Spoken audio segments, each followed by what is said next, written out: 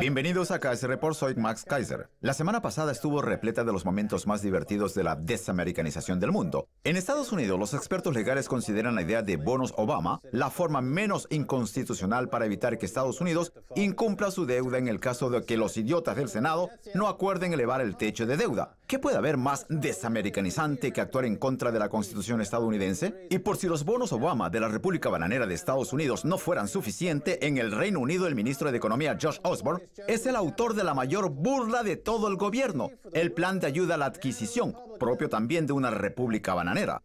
Osborne afirma que con un poco de suerte se producirá un boom inmobiliario y todo el mundo se alegrará de que suba el precio de las casas. ¡Qué divertido!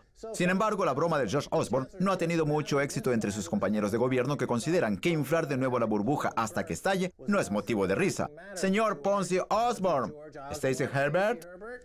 Vaya con los del gobierno, no tienen ningún sentido del humor. Incluso el diario Independent titula "Una mala semana para el contribuyente británico". Y es que parece ser que las grandes empresas no pagan impuestos, por lo que están engañando al contribuyente.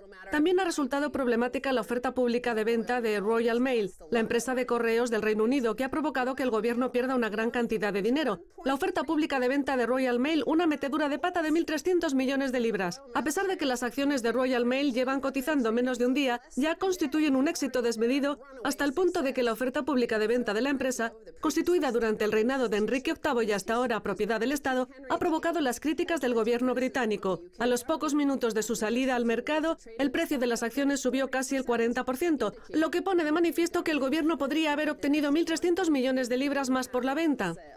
Se trata de otro plan de ayuda a la adquisición de votos diseñado por el ministro de Economía. Muchos de los miembros de la plebe que decidieron adquirir acciones ya han conseguido pequeños beneficios que gastaron la noche del sábado pasado en Londres, Birmingham, Manchester o Sheffield, donde pueden verse grandes charcos de vómito en las calles. ¡Es la victoria del vómito! Hemos ganado una cantidad de dinero paupérrima vendiendo a los sinvergüenzas que gestionan el capital privado unos activos que tardamos décadas en construir. ¡Somos británicos! Y el vómito es nuestra forma de victoria. Bien, cabe señalar que 2/3 de las acciones fueron adquiridas por los banqueros, mientras que solo 1/3 fue a parar a la población al precio de 750 libras. Al cierre del primer día de cotización el pasado viernes, la valoración era de 4.600 millones de libras, y sin embargo, antes de su salida a bolsa, los analistas financieros advirtieron a Osborne que el precio de salida era muy inferior al precio real, que se acercaba como mínimo a los 4.500 millones de libras. Osborne dijo que esa cifra le parecía absurda, pero la realidad es que finalmente su valor acabó siendo de 4.600 millones. Las acciones estaban regaladas y nos encontramos ante un nuevo regalo a los banqueros, un nuevo rescate a esos mentirosos compulsivos, a esos terroristas financieros en serie. Osborne emitió un cheque por miles de millones de libras que ha ido a parar directamente a su bolsillo. Han invertido dinero en activos que nunca más volverán a ver la luz, que no circulan en la economía y que por lo tanto no contribuyen al crecimiento del PBI. Pero sí lograrán incrementar el costo de los servicios de correo en el Reino Unido, al igual que cuando privatizaron la energía y la sanidad. Al fin, se crea una especie de círculo vicioso, puesto que ahora han decidido volver a nacionalizar el transporte. Han tenido que volver a nacionalizar el sistema bancario y lo mismo tendrán que hacer con la empresa de correos, una vez que los que controlan el capital privado hayan extraído miles y miles de millones de libras. Se trata de un círculo vicioso. Como decía, los banqueros han conseguido ganar una gran cantidad de dinero gracias a esa oferta pública de venta por debajo de su precio. Un fondo de cobertura relacionado con la mano derecha de George Osborne ganará millones gracias a la privatización de Royal Mail, tras comprar participaciones por valor de 50 millones de libras. Y es que Peter Davis es miembro del comité de gestión de Lansdowne Partners, que vio cómo el valor de las acciones de Royal Mail creció 18 millones de libras. No queremos decir que Osborne tratara de ayudar a su amigo, pero lo que está claro es que esta oferta pública de venta que salió a un precio equivocado ha beneficiado a los amigos de Osborne. Te interrumpo. No es que sea un precio equivocado. Como he explicado muchas veces en el programa, yo mismo trabajé en Wall Street y sé que las ofertas públicas salen a un precio que permite que su valor crezca mucho el primer día, lo que hace que se conviertan en una divisa que se utiliza para comprar favores e impedir que lo demanden a uno por realizar actividades ilícitas. Hay un gran nivel de angustia en relación con la City de Londres y su comportamiento delictivo. Sin embargo, cuando uno tiene una nueva divisa resultante de una reciente oferta pública de venta, puede llamar a los abogados, a aquellos que lo han demandado, a los políticos que se plantean criticarlo públicamente y decirles: mire, he adquirido una oferta pública que ha crecido el 20%. Voy a ingresarlo ahora mismo en su cuenta. Es una forma de soborno, la divisa del soborno. Esa es la forma en que se establece el precio de las ofertas públicas. Por eso el primer día siempre vemos que aumentan de forma espectacular. Se trata de una divisa que permite a Osborne alimentar los sobornos y los arreglos que se producen en la City de Londres, así como sus ambiciones políticas. Insisto, es la divisa que el ministro de Economía, Josh Osborne, utiliza para llevar a cabo sus confabulaciones políticas. Acabas de señalar que establecer el precio equivocado provoca una subida espectacular el primer día. Sin embargo, me gustaría añadir que en el mercado del oro también existe un patrón a la hora de establecer los precios de forma equivocada. Es lo que llevamos viendo en los últimos meses. Justo antes de que se abra el mercado en Nueva York, alguien ejecuta una gran orden y decide que el precio sea el peor posible, provocando así un desplome del mercado. Pues bien, eso es lo que ocurrió el pasado viernes, coincidiendo con la salida a bolsa de Royal Mail a un precio inferior al real. Una gran orden de venta provoca el desplome del precio del oro. El pasado viernes a las 8:42 de la mañana el precio del oro cayó $25 en tan solo 2 minutos. Eric Hansader de Nanex afirma: parece que se produjo una orden de venta de 5.000 contratos de futuros a valor de mercado en la que desaparecieron unos 2.700, lo que provocó una ruptura de la lógica del mercado y que los futuros se detuvieran 10 segundos mientras volvía a entrar liquidez. Cuando transcurridos esos 10 segundos volvió a entrar liquidez, se completó el balance de los aproximadamente 2.300 contratos restantes. Si consideramos las tendencias actuales, el precio justo de mercado del oro debería ser de $2.000 a $2.200 la onza. Y el hecho de estar cotizado alrededor de los $1.300 o menos evidencia la manipulación. Los que se están riendo son los chinos, que pronto anunciarán que no poseen 1.000 o 1.500 toneladas de oro, sino 5 o 6.000. Ya lo han dejado claro, Stacy. No sé si lo habrás visto en las noticias o no, pero China, ¿vas a hablar de eso? Adelante, Stacy. Primero acabemos de analizar la noticia que nos ocupa y luego hablaremos de China, porque las dos cosas están relacionadas. Bien, Rich Aixen, uno de los fundadores de iTrader, aseguró: 5.000 toneladas son muchísimas. No sabemos si se trata de un error o no. Rich Aixen deja entrever que se trata de una cifra tan fuera de lo común que podría tratarse de un error.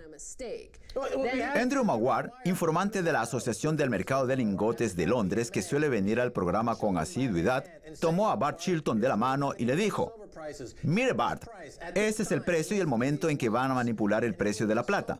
Pues bien, Bart Chilton, de la Comisión de Comercio en Futuros sobre Mercancías, el más vago de todos los reguladores, se pasa el día sin hacer absolutamente nada, le respondió: pues yo no veo nada, debo ser un idiota porque no soy capaz de ver lo que usted dice, y eso que tenía pruebas manifiestas. Rich Aixen lleva años analizando los mercados día tras día y asegura que nos encontramos ante una situación fuera de lo común, que la cantidad es enorme y que debe ser un error. Pues bien, Art Cashin, que trabaja como operador desde hace décadas y que actualmente ocupa el cargo de director de operaciones del UBS, asegura que la pregunta es: ¿por qué arrojar de repente una gran cantidad de oro? ¿Por qué no hacerlo poco a poco a lo largo del día? Si eso ocurriera una vez, podría achacarse a un fallo tecnológico o simplemente a un error. Sin embargo, cuando sucede 5 veces en un periodo de pocos meses, da que pensar. ¿Se está haciendo de forma intencionada? ¿Alguien está tratando de enviar un mensaje? ¿Alguien intenta influir en el mercado? Bien, antes hiciste alusión a nuestro último titular del día, que habla de la intención de China de desamericanizar el mundo y deshacerse del dólar como divisa de reserva mundial. Pues bien, puede que no solo Estados Unidos pretenda restaurar la fe en el dólar. Es posible que también China esté interesada para conseguir un precio mejor. Esa es la otra cara de la moneda. ¿Quién está inundando el mercado de órdenes? Creo que Art Cashin, una especie de administrador experto que trabaja en la Bolsa de Nueva York y en el UBS y que trabajó en PaineWebber en la misma época que yo, una de las voces más autorizadas de todo Wall Street. De hecho, yo lo sigo desde hace 30 años. Pues bien, Art Cashin está dejando entrever que podemos estar ante un caso de manipulación. Creo que está diciendo lo que mucha gente sabe ya. Sin embargo, también puede ser cierto lo que dices tú. Puede que la responsable de ejecutar estas órdenes sea China, que pretende conseguir el mejor precio posible, y es que a pesar de que China asegura querer desamericanizar el mundo, su crecimiento mercantil en ese siglo se debe principalmente al enorme volumen de exportaciones que hace a Estados Unidos. Por lo tanto, ¿por qué iban a querer hacerse daño a sí mismos? Pues bien, solo hay una respuesta a eso: que tengan tanto oro para dejar de lado al dólar. El hecho de que se detuvieran los mercados es la consecuencia lógica de la ejecución de una orden tan grande, al menos desde mi punto de vista. Sin embargo, esa perspectiva puede utilizarse para analizar muchas políticas como el plan de ayuda a la adquisición o la oferta pública de venta de Royal Mail. La única lógica subyacente es la de un imperio en decadencia, tal y como recoge nuestro último titular. El techo de deuda china reclama una desamericanización del mundo. La agencia oficial de noticias china solicita que se produzca una desamericanización del mundo con el argumento de que los designios de la población no pueden dejarse en manos de un país hipócrita con un gobierno fuera de servicio. La agencia de noticias Xinhua criticó y ridiculizó de forma hiriente a Estados Unidos, considerándolo un asesino civil, un torturador de presos y un país que se inmiscuye en los asuntos de otros, además de señalar que la Pax Americana ha sido un fracaso desde todo punto de vista. China debería hablar menos y actuar más. Deberían echar del país a McDonald's, Kentucky Fried Chicken y Coca-Cola. ¿Qué hacen? Que los chinos se vuelvan obesos y sufran de diabetes. Hablan mucho, pero ¿pasarán a la acción? ¿Comprarán oro de forma agresiva hasta el punto de que... Dijiste que ya lo están haciendo. Hace poco entrevistaste a Jan Scholes, cuyas investigaciones parecen indicar que China puede llegar a tener incluso 6.000 toneladas de oro. Sabemos que durante los primeros 8 meses del año salieron de Occidente 1.000 toneladas de oro rumbo a China.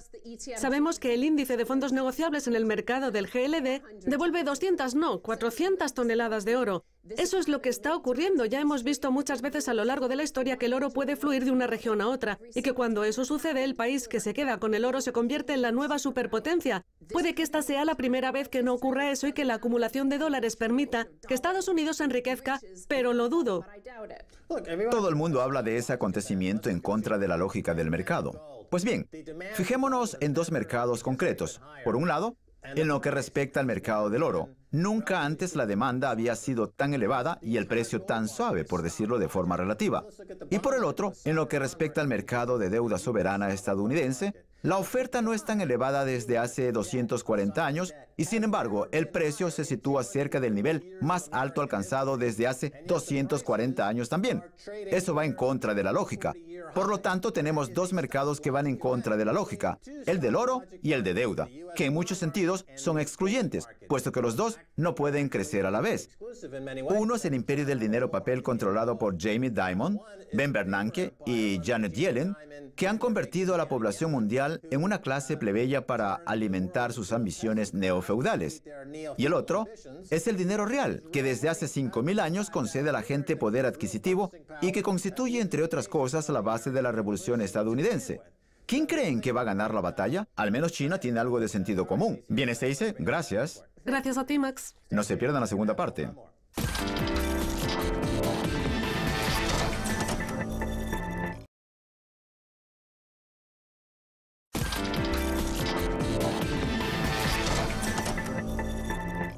Bienvenidos de nuevo a Kaiser Report. Soy Max Kaiser. Hablamos con Rowan Bosworth Davis, antiguo detective de la Brigada contra el Fraude o autor de un blog sobre asuntos relacionados con el fraude en la City de Londres. Rowan, bienvenido de nuevo a Kaiser Report. Es un placer, Max. Muy bien, Rowan.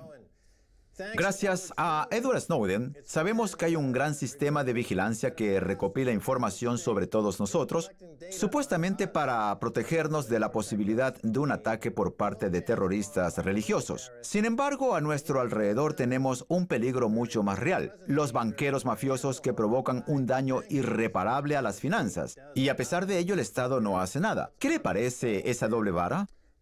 Creo que todo se remonta a algo que dijo un sociólogo estadounidense, Edwin Sutherland, nada menos que en 1949.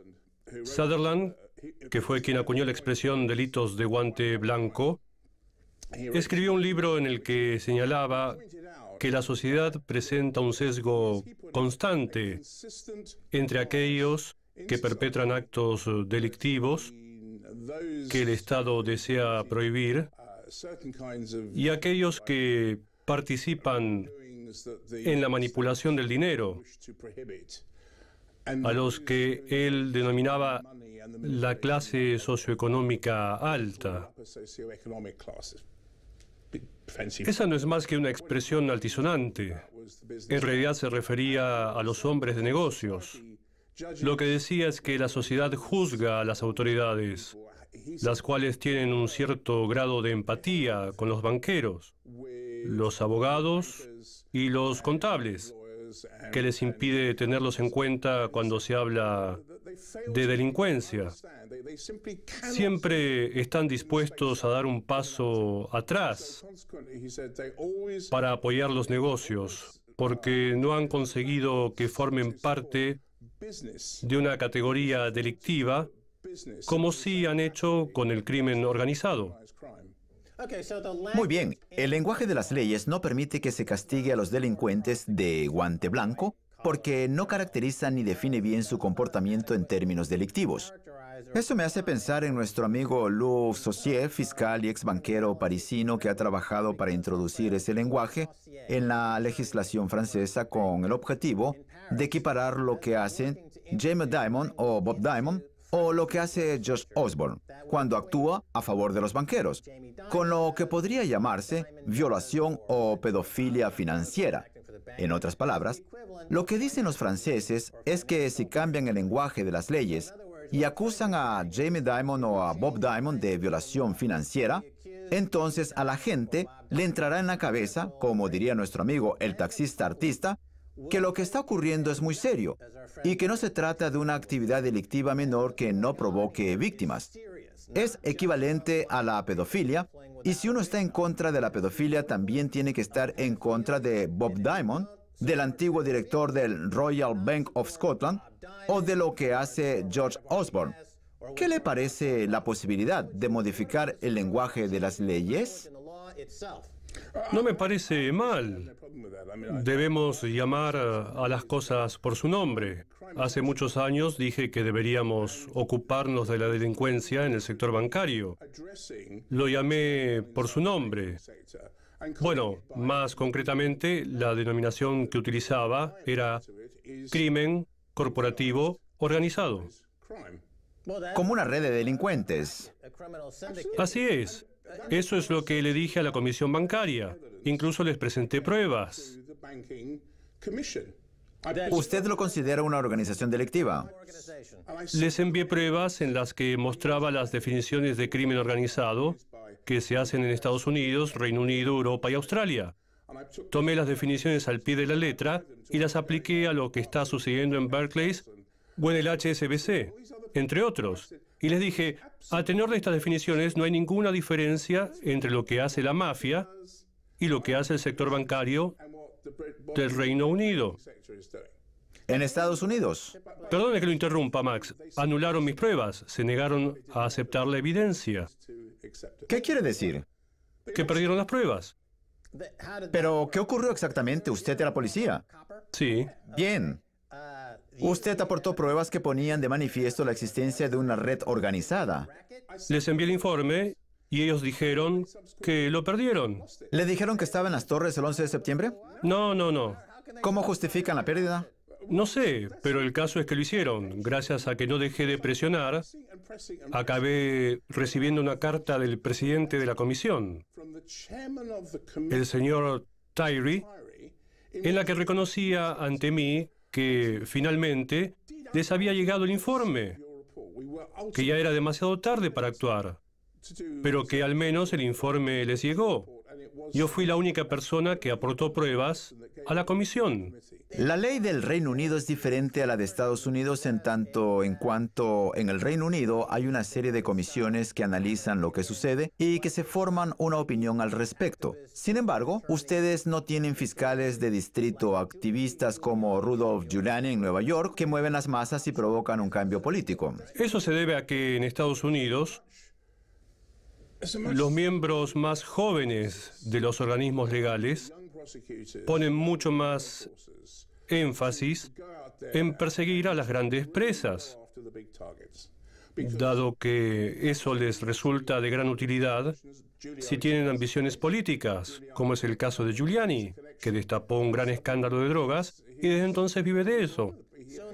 En el Reino Unido, el sistema no permite que un joven abogado emprendedor persiga a los mafiosos o en este caso a los banqueros gángsteres, aunque solo sea dentro del marco de sus ambiciones políticas. En el Reino Unido no hay ningún abogado, juez o fiscal joven que vaya a tener una carrera demasiado exitosa si decide perseguir a los banqueros mafiosos más importantes. Se le haría saber enseguida que no debe ir en ese camino.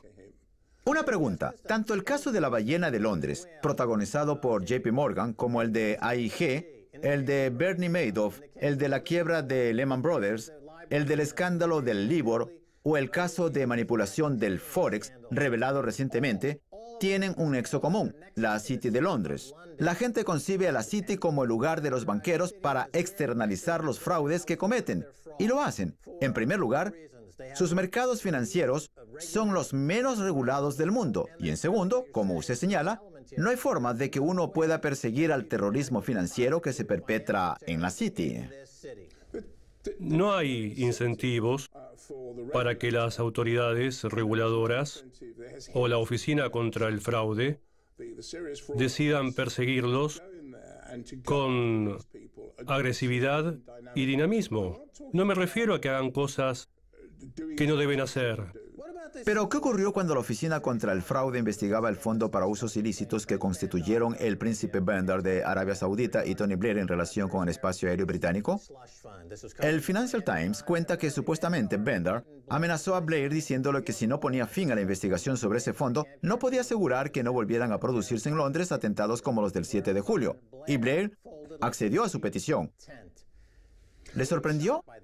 Me sorprendió que se obligase a la Oficina contra el Fraude a detener la investigación. Por cierto, yo no tenía constancia de que hubiera una amenaza terrorista. El Financial Times no deja de publicar información al respecto. Parece ser que Bandar hizo lo mismo con Rusia, amenazándola con atentados si no actuaba a favor de los intereses de Arabia Saudita en el conflicto de Siria. Otro caso de amenaza terrorista por parte del príncipe Bandar. Te creo.